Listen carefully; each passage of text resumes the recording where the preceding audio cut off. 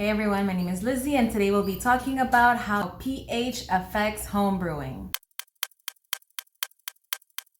If you have a pool, you probably heard about pH because the pH of the pool can influence the pool's color. And if you're into gardening as well, pH can affect the soil. And pH is very subtle, but it affects a lot in this world. For example, in home brewing, if your pH is too low or if your pH is too high, the yeast would not be in a favorable environment. Therefore, it will not complete the fermentation. And what is the optimal pH of the yeast, you may ask? Well, it's at 5.2. And depending on what you add on your home brew, this can affect the yeast and the yeast performance.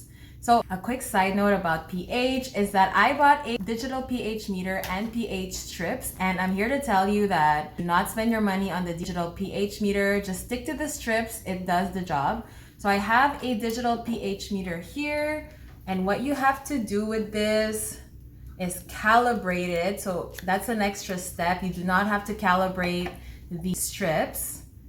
And once I turn it on, so there are numbers that should appear, and those numbers will reflect the pH of your solution. It goes from 0 to 13 typically, and you just have to make sure that when you wash it, it has to be dry, because once I stored it and it wasn't completely dried and there were no more numbers on the screen, that caused a little panic, and you will not have this issue with the strips. And the strips are much cheaper. You can buy them even at Walmart or at any convenience store. This is what they look like. So you have a guide here of colors and the yellow strips on the side. All these yellow strips are the same, and what you do is you dip the yellow strip inside your solution, and once you pull it out, the yellow strip will have one of these colors. And depending on what color the yellow strip has, that will determine your pH. And based on this color chart, the lighter yellow represents more acid solutions and the darker colors represent more alkaline solutions, and it can go up to 14. So it's 1 to 14.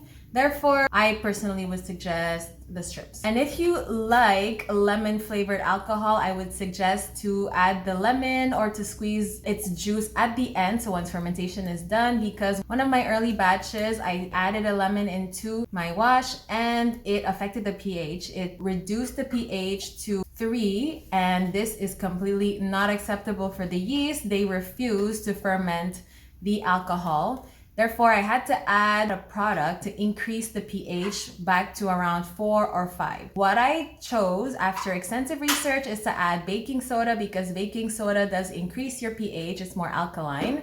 And as I added baking soda, the alcohol started tasting like baking soda. It was disgusting and I couldn't save it. No matter what I would do, it was like putting lipstick on a pig, and I had to throw the batch out. A new solution, because I thought if ever I have a low pH again, what am I gonna do? I do not wanna add baking soda and throw it out.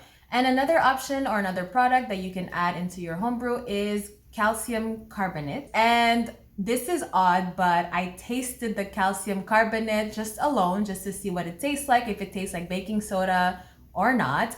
And to my surprise, it actually doesn't taste like anything. So it's just a white powder that looks like baking soda. It can easily be confused. However, when you put it in your home brew, it will not affect the taste. I added 1 teaspoon of calcium carbonate into my blueberry wash that I made a couple of weeks ago, because as I measured the pH, it was at 3, which is pretty low. And once I added 1 teaspoon inside the blueberry wash, stirred it up a bit, the taste was the same and the fermentation continued. However, a little secret, the fermentation stopped not because of the pH, but because of the preservatives inside the wash. Going back to pH, because we all know that preservatives is not favorable to yeast, but you can help the yeast by having a pH of around 5. And as I was looking at the chart of pH in fruits, I see that any fruit with berries have low pH, like cherries, blueberries, strawberries. They all have a pH of 3 to 4. However, surprisingly, mangoes and watermelon, they have a pH of 5, which is optimal for the yeast. It would be interesting to carve out a watermelon and just puree that juice. And then once I stick it back in, I would add the yeast, more water and sugar, and make a fermentation inside a watermelon. However, to make sure it doesn't explode, I would just have to cut up the watermelon and put it back in, leave a little space for air since it would be hard to add an airlock unless I carve a specific circle with the size of the airlock. Instead of doing that, I'm just gonna remove a part of the watermelon and put it back in, leave a little space for the CO2 to evaporate. And what the CO2 is, it's a byproduct of when the yeast eats the sugar, it makes alcohol and it also makes CO2, and that's why we need an airlock for the CO2 to escape the solution and for your jars not to break.